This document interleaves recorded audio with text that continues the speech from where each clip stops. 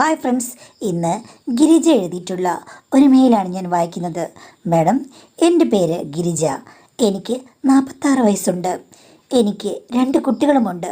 ഭർത്താവ് വർക്ക് ചെയ്യുന്നത് ഒരു സ്വകാര്യ സ്ഥാപനത്തിലാണ്. ഞങ്ങൾ താമസിക്കുന്ന വീടിന് കുറച്ചടുത്താണ് ഭർത്താവിൻ്റെ തറവാട്ട് വീട്. അവിടെ ഭർത്താവിൻ്റെ അനിയനും ഭാര്യയും കുട്ടിയും ഉണ്ടായിരുന്നു. പക്ഷേ അവർ വിദേശത്തേക്ക് ചേക്കേറി. ആദ്യം ഭർത്താവിൻ്റെ അച്ഛനും അമ്മയൊക്കെ ഉണ്ടായിരുന്നെങ്കിലും കുറച്ച് വർഷങ്ങൾക്ക് മുമ്പ് ഭർത്താവിൻ്റെ അച്ഛൻ മരിച്ചുപോയി. അമ്മ തനിയായി. പക്ഷേ ഇവിടേക്ക് വന്ന് താമസിക്കാൻ പറഞ്ഞു കഴിഞ്ഞപ്പോൾ അമ്മയ്ക്ക് ഒട്ടും ഇഷ്ടമല്ല. എന്നോടൊട്ട് ചേരുകയുമില്ല. ഇവിടെ താമസിക്കില്ലെന്ന് ശടിച്ചതോടുകൂടി എൻ്റെ ഭർത്താവ് പറഞ്ഞു, പെൺമക്കളോട് നിങ്ങൾ 2 പേരും അവിടെ പോയി അമ്മയ്ക്ക് കൂട്ടുകിടക്കണമെന്ന് പറഞ്ഞു. അത് വലിയൊരു വീടാണ്, ഇഷ്ടംപോലെ സ്ഥലവും സൗകര്യങ്ങളും ഒക്കെയുണ്ട്. പിന്നെ എൻ്റെ അനിയൻ അവിടെ കൂട്ടുകിടക്കുന്നത് കൊണ്ട് എൻ്റെ മക്കൾക്ക് പോക്കറ്റ് മണിയും അതുപോലെ മറ്റു പല സഹായങ്ങളൊക്കെ ചെയ്യും. പെൺകുട്ടികൾ വൈകുന്നേരം ആകുമ്പോഴേക്കും അവിടെ അങ്ങ് പോകും. പിന്നീട് കഴിക്കാൻ മാത്രം അവിടെ വരും മാഡം. അവർക്ക് 2 പേർക്കും അവിടെ സെപ്പറേറ്റ് റൂമൊക്കെ കൈയടക്കി അച്ഛമ്മയുടെ കൂടെയാണ് താമസം. എല്ലാവർക്കും വേണ്ടി ഭക്ഷണം ഞാനിവിടെയാണ് പാചകം ചെയ്യുന്നത്. അവിടെ ചെറിയ രീതിയിലുള്ള പാചകം മാത്രമേ ഉള്ളൂ. ബാക്കി എല്ലാം ഞാൻ ഒരുക്കി വെക്കും. അവളുമാരെ വന്ന് എടുത്തുകൊണ്ട് പോകും.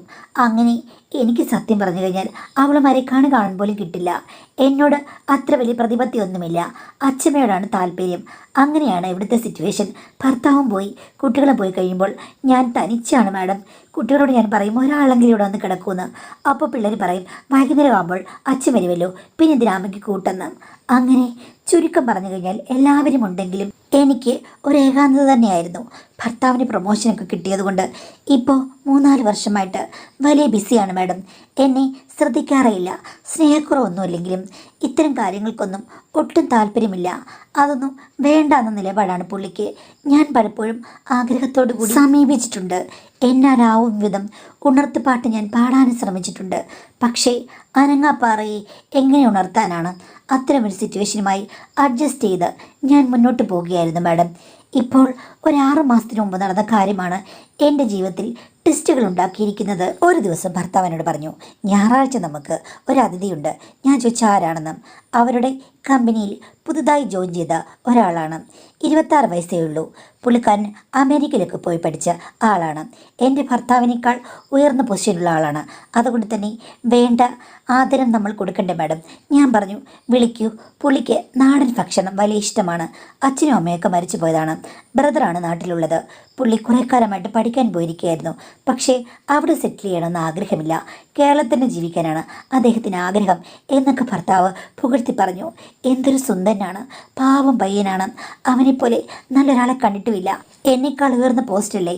ഞാൻ സാറിന് വിളിച്ചപ്പോൾ ഇത്രയും സീനിയറാണ് ഞാൻ. സാറിന് വിളിക്കണ്ട, എന്നെ പേര് വിളിച്ചാൽ മതി എന്നാണ് അവൻ പറഞ്ഞത് എന്നൊക്കെ പറഞ്ഞ് ഭർത്താവ് വർണ്ണിച്ച് പറഞ്ഞു. ഞാൻ പറഞ്ഞു, കൊള്ളാം, നല്ല ഗുരുത്തമുള്ള കൊച്ചൻ. ആരാ അത്? ഫോട്ടോ ഉണ്ടെന്ന് ചോദിച്ചു. അപ്പോൾ ഭർത്താവ് മൊബൈൽ ഫോണിൽ അവനുമായി ചേർന്ന് നിൽക്കുന്ന പടം കാണിച്ചു. ഓ, എന്തൊരു സുന്ദരൻ, എന്തൊരു എക്സിക്യൂട്ടീവ് സ്റ്റൈല്. ശരിക്കും അത്രയും സുന്ദരൻ ഭർത്താവിൻ്റെ ഓഫീസിൽ ഇല്ല. എനിക്ക് എല്ലാ സ്റ്റാഫുകളെ അറിയാവുന്നതല്ലേ.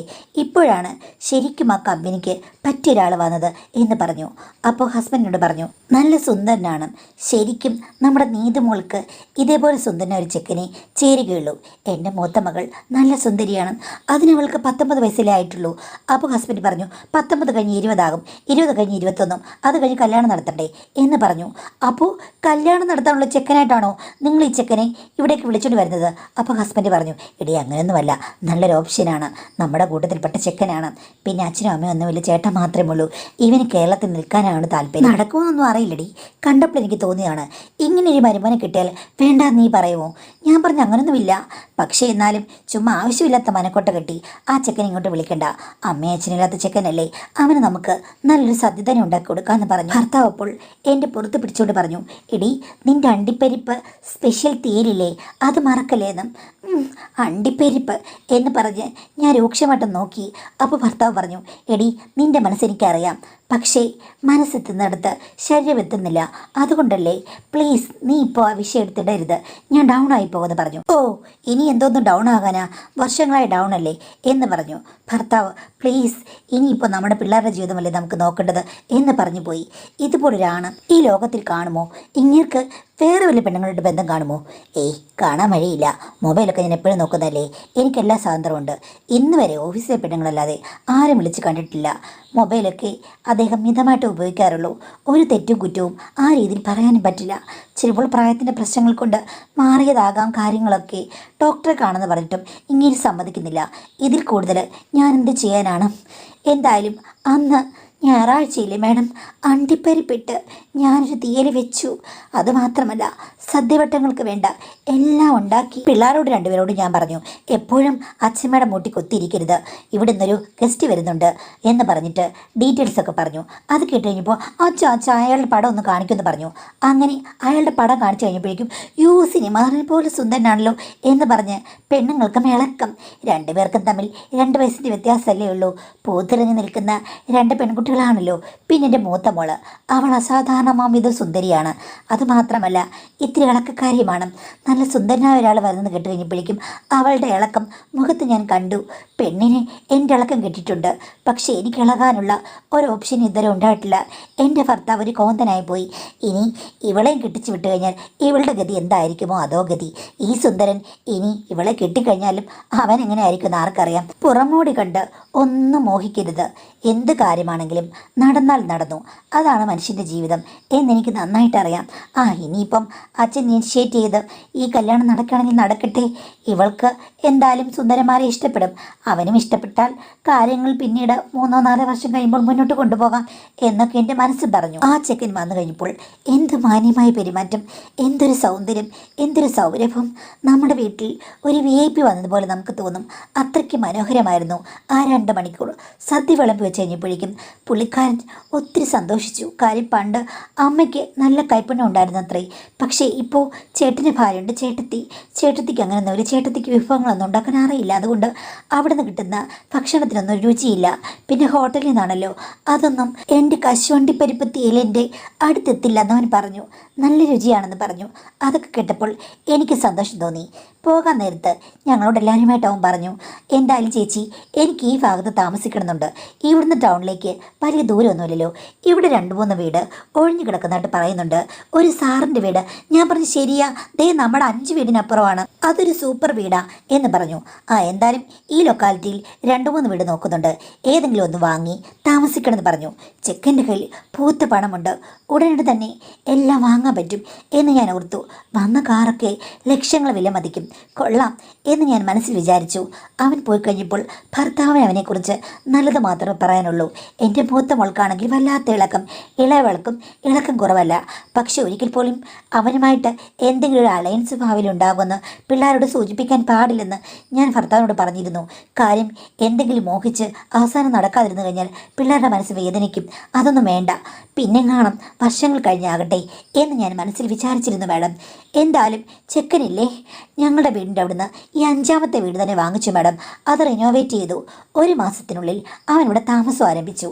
അവൻ വന്നതിൽ പിന്നെ മിക്കവാറും എൻ്റെ ഭർത്താവ് കാർ എടുക്കാറില്ല. അവൻ്റെ കാറിലാണ് പോകുന്നതും വരുന്നതും ഒക്കെ. ചിലപ്പോൾ അവനിവിടെ കയറും. ഞാൻ ചായ ഇട്ട് കൊടുക്കും, അല്ലെങ്കിൽ എന്തെങ്കിലും സ്പെഷ്യൽ പലഹാരങ്ങൾ ഉണ്ടാക്കി വയ്ക്കും.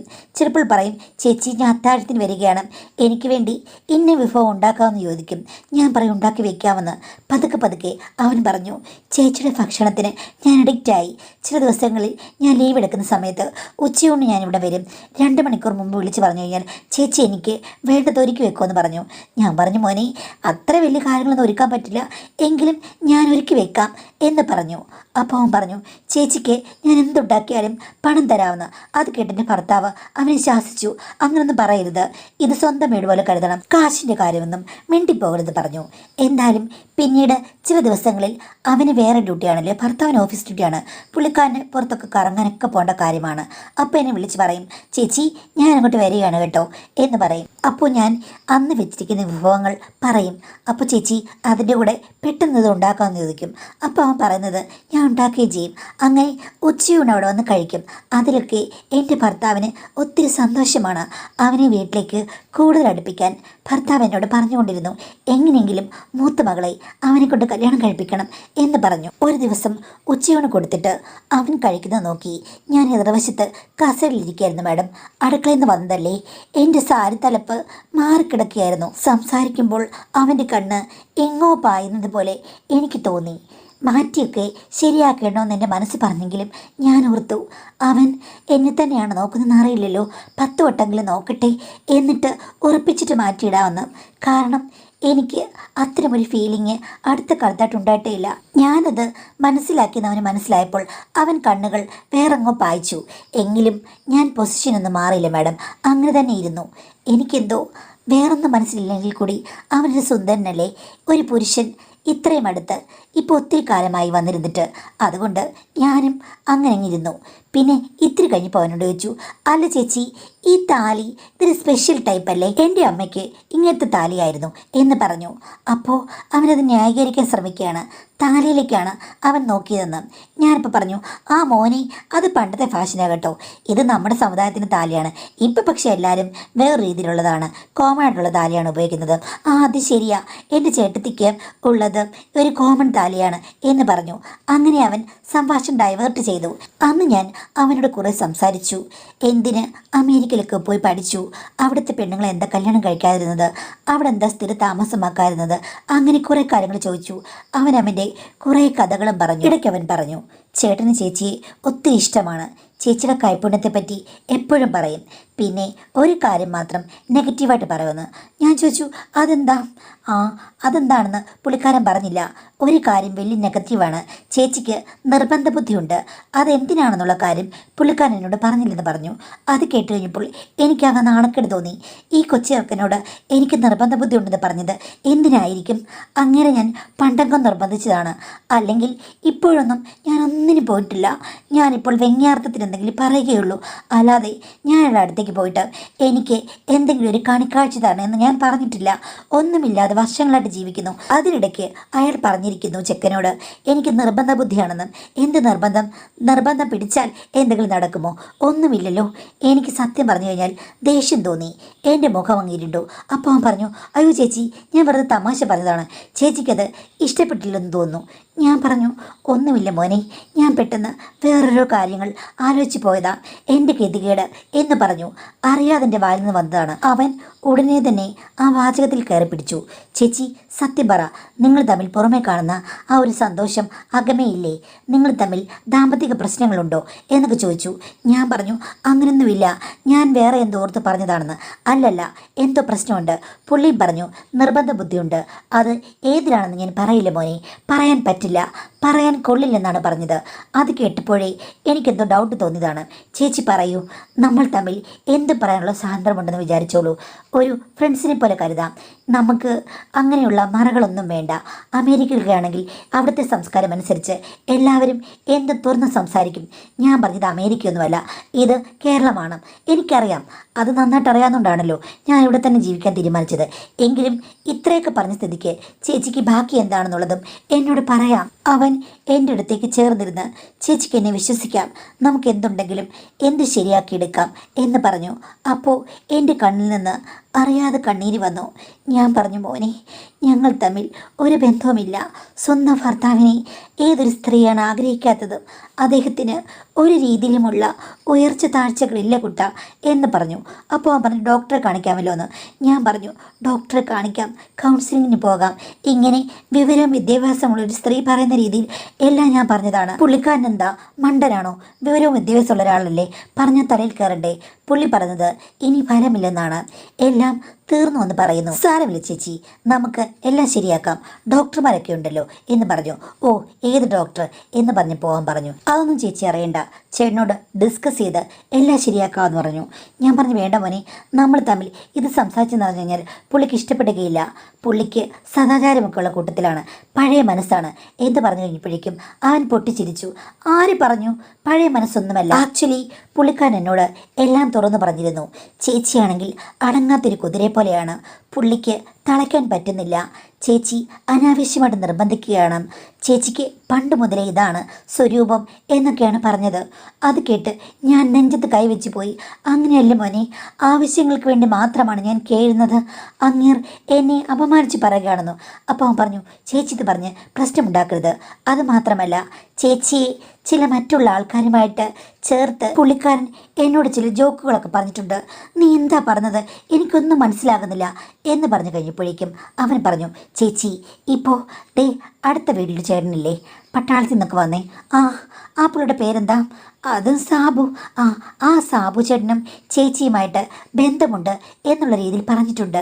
സാബു ചേട്ടൻ ഇടയ്ക്ക് വന്ന് ചേച്ചി പാചകം ചെയ്തുകൊണ്ട് നിൽക്കുമ്പോൾ ചേച്ചിയെ എന്ന് പറഞ്ഞ് ഒരു കഥയുണ്ടാക്കി പറഞ്ഞ് ചിരിക്കും. നീ എന്തൊക്കെയാണ് പറഞ്ഞത്? എൻ്റെ ഭർത്താവ് അങ്ങനെയൊന്നും പറയില്ല. അല്ല ചേച്ചി, അങ്ങനെ മറ്റു പലരെയുമായി ചേർത്ത് ചില കഥകളുണ്ടാക്കും. കാര്യം ചേച്ചി അടങ്ങാത്ത കുതിരയാണ്, അതുകൊണ്ട് ചേട്ടനെ നിർബന്ധിക്കുന്നു. ചേട്ടനത് ഇഷ്ടമല്ല. ആ ഗ്യാപ്പിൽ ചേച്ചി മറ്റൊരാളെ വിളിച്ചു വരുത്തുന്നു എന്നുള്ള രീതിയിൽ ചില കഥകളൊക്കെ പറയാറുണ്ട്. അവസാനം പറയും, അത് ഞാൻ കഥയായിട്ടങ്ങ് പറഞ്ഞതാണ്, യഥാർത്ഥത്തിൽ അങ്ങനെ സംഭവമില്ല, അവൾ പാവമാണ്.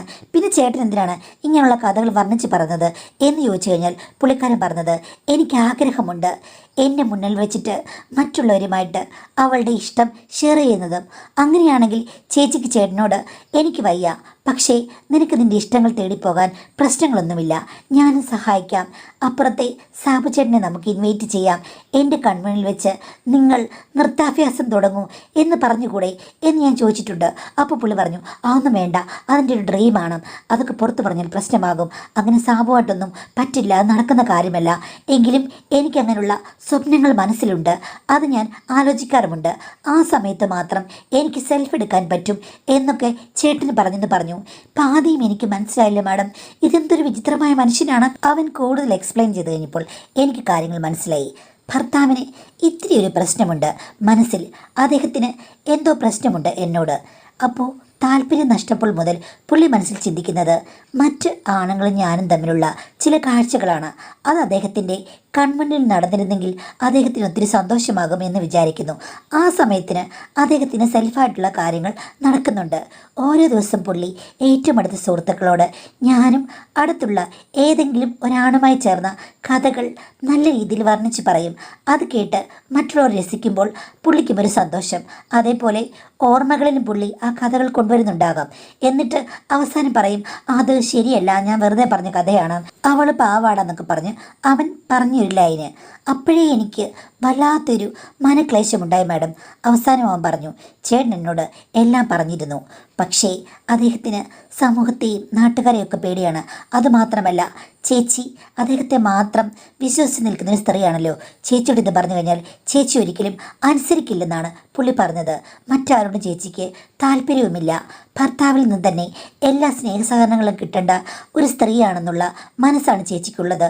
അതുകൊണ്ട് ഒന്നും നിർബന്ധിക്കാനും പറ്റില്ല.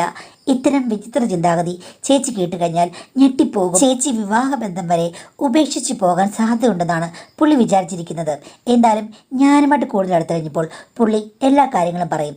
പിന്നെ അവിടെ അമേരിക്കയിലൊക്കെ സ്വതന്ത്രമായ ജീവിതമാണല്ലോ, അതുകൊണ്ട് ഇത്തരം കാര്യങ്ങളൊക്കെ ചർച്ച ചെയ്യാൻ വന്നു കഴിഞ്ഞപ്പോഴേക്കും പുള്ളി മനസ്സിലുള്ളതെല്ലാം പറഞ്ഞു. അന്ന് മുതൽ ഞാൻ ചേച്ചിയെ നന്നായി ശ്രദ്ധിക്കുന്നുണ്ട്. എൻ്റെ ഒരു ഒബ്സർവേഷനിൽ നിന്നും എനിക്ക് മനസ്സിലായ കാര്യം ഞാൻ ചേച്ചിട്ട് പറയട്ടെ. നീ പറ. ഞെട്ടിയിരുന്ന ഞാൻ അതിന് മറുപടി പറഞ്ഞു. അപ്പോൾ അവൻ പറഞ്ഞു, ചേച്ചിക്ക് നല്ല ആഗ്രഹമുണ്ട്, ഒരു പ്രശ്നവുമില്ല. സത്യം പറഞ്ഞു കഴിഞ്ഞാൽ ഒരു 2-3 വർഷത്തിന് മുമ്പ് തന്നെ ചേട്ടൻ ഈ ഐഡിയ അവതരിപ്പിച്ചെങ്കിൽ ചേച്ചി സമ്മതിച്ചേനെ. പക്ഷേ അത് ചേച്ചിക്ക് ഇഷ്ടമുള്ള ആളാകണം എന്ന് മാത്രമേ ഉള്ളൂ. അങ്ങനെയല്ലേ ചേച്ചി ചേച്ചിയുടെ മനസ്സിൽ എന്ന് ചോദിച്ചു. ഞാനിപ്പോൾ പറഞ്ഞു, നീ വെറുതെ ഇരിക്കെ, ഇങ്ങനെയുള്ള കാര്യങ്ങളൊന്നും പറയാതെന്ന്. അപ്പോൾ അവൻ എൻ്റെ കയ്യിൽ തലോടിക്കൊണ്ട് പറഞ്ഞു, എനിക്കറിയാം ചേച്ചിയുടെ ഉള്ളിലെ അന്തർദാഹം. ചേച്ചി ഇപ്പോൾ ഇത് സമ്മതിക്കുന്ന തരത്തിലാണ്. ഇനിയിപ്പോൾ ഞാൻ കാര്യങ്ങൾ തുറന്നു പറയാം. ചേട്ടൻ എന്നോട് എല്ലാം വിശദമായിട്ട് പറഞ്ഞു. ഇങ്ങനൊരു ഐഡിയ ചേച്ചിയോട് പറയാൻ പുള്ളിക്ക് ധൈര്യമില്ല. എനിക്ക് ധൈര്യമുണ്ട് താനും, ഞാനിങ്ങനെയൊക്കെ പറഞ്ഞ് ശീലിച്ചതാണ്. അതുകൊണ്ട് ഞാൻ ചേച്ചിയോട് പറയുകയാണ്, ചേട്ടന് ഇനി ചേച്ചിയെ അങ്ങനെ സ്നേഹിക്കാൻ പറ്റില്ല, പക്ഷെ ചേച്ചിയെ സഹായിക്കുന്ന രീതിയിൽ സ്നേഹിക്കാൻ പറ്റും. അതായത് ഇപ്പം ഈ പറഞ്ഞ സാബു ചേട്ടൻ അങ്ങനെയൊക്കെയുള്ള ആളുകൾ ചേച്ചിയുടെ അടുത്ത് വരുന്നത് അദ്ദേഹം കണ്ടാസ്വദിക്കും. നിങ്ങൾക്ക് നിങ്ങളുടെ ലോകത്തിലേക്ക് കടക്കാം, പക്ഷേ അതിൽ ഒരു നിബന്ധന മാത്രം. ആദ്യം തൊട്ട് അവസാനം വരെ എല്ലാ ചേട്ടൻ്റെ കൺമുന്നിൽ വെച്ചായിരിക്കണം, അല്ലാതെയുള്ള ഒരു ബന്ധം പുള്ളി സമ്മതിക്കില്ലെന്ന് ഞാൻ പറഞ്ഞു. എനിക്ക് സാബുവിനൊന്നും ഇഷ്ടമല്ല, പെട്ടെന്ന് പറഞ്ഞതാണ്. അത് കേട്ട് അവൻ എൻ്റെ തോളിൽ മുഖം ചായച്ച് ഭയങ്കര ചിരി, കക്കക്കാന്ന്. ഞാൻ ചോദിച്ചു, നീ എന്താ പറഞ്ഞതെന്ന്. അപ്പോൾ ചേച്ചിക്ക് സാബു അല്ല ഇഷ്ടമുള്ള ഒരാളാണെങ്കിൽ തീർച്ചയായിട്ടും സമ്മതമാണെന്നും ഞാനപ്പോൾ അയ്യോ അങ്ങനെയല്ലേ ഞാൻ ഉദ്ദേശിച്ചത്, എൻ്റെ പൊന്നു ചേച്ചി, ചേച്ചിക്ക് സമ്മതമാണെന്ന് പറ. ഞാൻ പറഞ്ഞു ആ സമ്മതമായിരിക്കാം എന്ന് വെച്ചിട്ട് ഞാനിപ്പോൾ എനിക്ക് ഇഷ്ടമുള്ള ആളെ എവിടെ പോയി കണ്ടുപിടിക്കും, ഞാൻ ഈ വീട്ടിൽ നിന്ന് പുറത്തു പോലും ഇറങ്ങുന്നില്ല എന്ന് പറഞ്ഞപ്പോൾ അവൻ എന്നോട് ചോദിച്ചു ഞാൻ മതിയോ ചേച്ചിയെന്ന്. ഞാൻ അവനെ അത്ഭുതത്തോടുകൂടി ചോദിച്ചു നിനക്ക് എന്നെ ഇഷ്ടമാണോ എന്ന്. അപ്പോൾ അവൻ എന്നെ എടുത്ത് വട്ടം കറക്കൊണ്ട് പറഞ്ഞു എനിക്ക് 100 വട്ടം ഇഷ്ടമാണ്, പക്ഷേ ചേട്ടൻ്റെ നിബന്ധന നമ്മൾ അംഗീകരിക്കണം, അതല്ലാതെ ഒരു ഉടായ്പിന് ഞാനില്ല. ചേട്ടൻ്റെ മുന്നിൽ വെച്ച് തന്നെ ചേട്ടൻ്റെ ഇഷ്ടത്തിന് നമ്മൾ വിടുന്നു, നമ്മൾ നമ്മുടെ ഇഷ്ടത്തിന് പോകുന്നു, ചേച്ചിക്ക് സമ്മതമല്ലേ ചേച്ചി പെണ്ണെ എന്ന് പറഞ്ഞ് അവൻ്റെ താടിക്ക് പിടിച്ച് കിള്ളി. എനിക്ക് സത്യം പറഞ്ഞാൽ 2 കോടി ലോട്ടറി അടിച്ച പോലുള്ളൊരു സന്തോഷമായിരുന്നു. എൻ്റെ ഭർത്താവ് എനിക്ക് വേണ്ടി സെലക്ട് ചെയ്തിരിക്കുന്നത് എത്ര വലിയ സുന്ദരനെയാണ്, പക്ഷെ മകളുടെ ഭർത്താവാകാൻ പോകുന്ന ആളാണെന്നല്ലേ പറഞ്ഞത്. ചിലപ്പോൾ ആദ്യം വെറുതെ എന്നോട് അവനിങ്ങോട്ട് കൊണ്ടുവരാൻ വേണ്ടി പറഞ്ഞതായിരിക്കാം എന്ന് ഞാൻ വിചാരിച്ചു. പിന്നീട് എനിക്കൊന്നും പറയേണ്ടി വന്നില്ല, എല്ലാം അവൻ്റെ കൺട്രോളിലായിരുന്നു. അവൻ തന്നെയാണ് അതിനുള്ള സാഹചര്യം ഒരുക്കിയത്. ഇവിടെ പിള്ളേരില്ലല്ലോ, അതുകൊണ്ട് പറ്റും. അന്ന് ഭർത്താവിനോട് പറഞ്ഞത് ഇന്ന് നിൻ്റെ 2ാമത്തെ മധുവധുവാണ്, നീ അണിഞ്ഞൊരുങ്ങി വരണമെന്ന്. അത് കേട്ടപ്പോൾ എൻ്റെ ഉടൽ വിറച്ചു. രാത്രിയിൽ അവൻ വന്നപ്പോൾ ഞങ്ങൾ 3 പേരും കൂടെയാണ് മുറിക്കുള്ളിലേക്ക് പോയത്. അവിടെ വെച്ച് ഭർത്താവിൻ്റെ ആഗ്രഹങ്ങൾ പറഞ്ഞു. നിങ്ങൾ ഇങ്ങനെയായിരിക്കണം, ഒരു പുതു തുടക്കമായിരിക്കണം, ആദ്യമായി കണ്ടുമുട്ടുന്ന ഇണയരയന്യങ്ങളെപ്പോലെ നിങ്ങൾ മാനസ സരസിൽ നീരാഴണമെന്ന് പറഞ്ഞു. എനിക്കാണെങ്കിൽ വലിയ ചമ്മലൊക്കെ ഉണ്ടായിരുന്നു. എങ്കിലില്ലേ മാഡം, ആവശ്യക്കാരന് ഔചിത്യം പാടില്ലല്ലോ, അതുകൊണ്ട് ഭർത്താവിൻ്റെ നിർദ്ദേശങ്ങൾ ഞാനങ്ങ് അനുസരിച്ചു. അതുകൊണ്ട് എനിക്ക് കിട്ടിയത് എന്താണ്? കായ്കനികൾ വിളഞ്ഞു നിൽക്കുന്ന സ്വർഗപ്പൂന്തോട്ടം. അതിൽ ഞാൻ നീരാടി ഊയലാടി. ഈ പ്രായത്തിൽ ഇത്രയും സൗന്ദര്യമുള്ള ഒരാളെ എനിക്ക് സ്വന്തമാക്കാനാകുമെന്ന് സ്വപ്നത്തിൽ പോലും വിചാരിച്ചതല്ല. അതിൻ്റെ സന്തോഷം ആധിക്യം ഒക്കെ എൻ്റെ മനസ്സിലുണ്ടായിരുന്നു മാഡം. എനിക്ക് ഇതിലും വലിയ സന്തോഷം കിട്ടാനില്ല.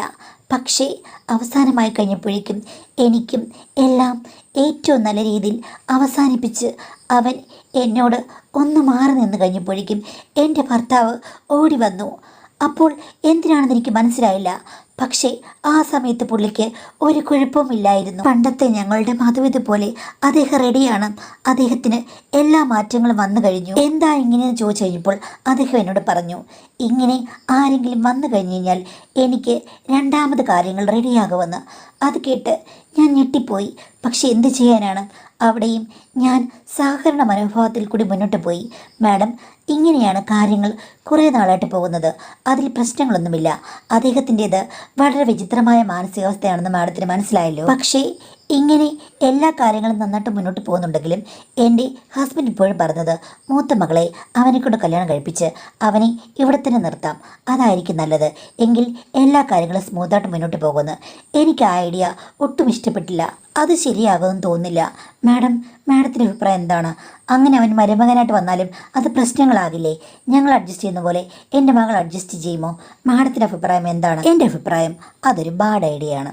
കാര്യം നിങ്ങളുടെ മകളെന്ന് പറയുമ്പോൾ നിങ്ങളുടെ ചുറ്റുകളെ ഒന്നും അറിയാത്ത ഒരാളാണ് അവൾ. ഇനി ഇവനെ മോഹിച്ച് സ്നേഹിച്ച് കല്യാണം കഴിച്ചാലും നിങ്ങളുടെ ഈ ചുറ്റിക്കളികളൊക്കെ ഇങ്ങനെ പിന്തുടർന്നു കഴിഞ്ഞ് അവൾ അറിഞ്ഞു കഴിഞ്ഞാൽ അത് വലിയ പ്രശ്നത്തിലേ കലാശിക്കുള്ളൂ. എന്തിന് അത്രയും കോംപ്ലിക്കേഷൻസിലേക്ക് പോകണം? നിങ്ങൾക്ക് നിങ്ങളുടെ ഇഷ്ടം അതെങ്ങനെ വേണമെങ്കിലും തുടരാം. അവൾക്ക് വേറെ എത്രയോ സുന്ദരമായ ചെക്കന്മാരുണ്ട്. അവളുടെ ജീവിതം അവളുടെ ഭാവിയൊക്കെ നിർണ്ണയിക്കാൻ എത്രയോ കാലം കിടക്കുന്നു. അപ്പോൾ എന്തിന് അവനെ ഇവിടെ നിലനിർത്താൻ വേണ്ടിയിട്ട് മകളെ കൊണ്ട് കല്യാണം കഴിപ്പിക്കണം? അപ്പോൾ അതൊരു ബാഡ് ഐഡിയയാണ്. ആ പെൺകുട്ടിയുടെ ജീവിതം എന്തിനാണ് നിങ്ങൾ നശിപ്പിക്കുന്നത്? നിങ്ങളുടെ കാര്യങ്ങളെല്ലാം വെളിയിൽ അറിയാനും ഇടയാകും. അത് വേണ്ട എന്നാണ് എൻ്റെ അഭിപ്രായം. ഇപ്പോൾ ഉള്ള പോലെ നിങ്ങൾക്ക് എപ്പോൾ വേണമെങ്കിലും പോകാൻ ഇൻട്രസ്റ്റ് ഉണ്ടെങ്കിൽ.